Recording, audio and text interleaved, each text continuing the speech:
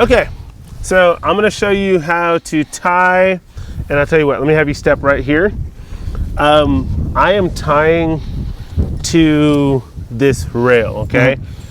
Typically, you actually won't tie on a rail because like most rails are pretty temporary. Yeah. And if a horse pulls it, they can pull it off. These rails are anchored because I do a lot of training in here. Yeah. So you see how it's anchored there and anchored around. So these rails aren't going to go anywhere. But like if you're at a roping, never tie to the rail. It's a big, that's a big no-no, okay? If you're at a show, you never tie to the rail ever.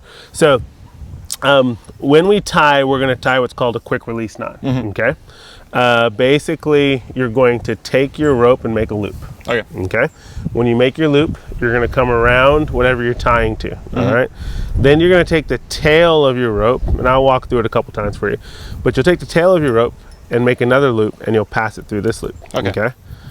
So now you got another loop. And then what I'll do is every time I make a new loop, I'm going to cross under the shank of my lead rope. Okay.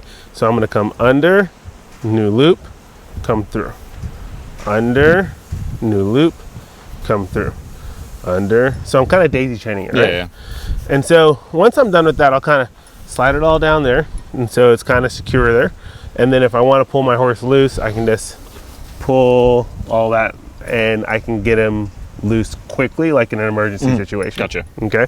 So I'm gonna show you that one more time. So you're gonna make a loop, and you're gonna just go under and through, under and through, under and through.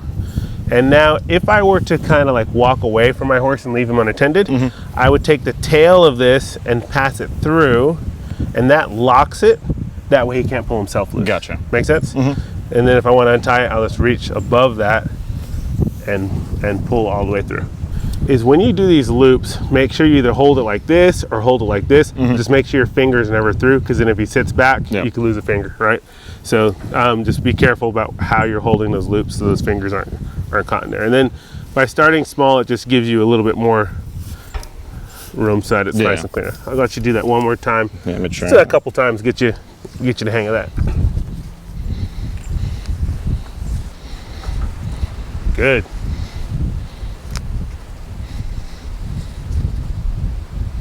Go under, yep, you got it. Perfect. Let's push this. Well done. Very good. And if you were to walk away, you could just dry it through, or you know it works. Pull through.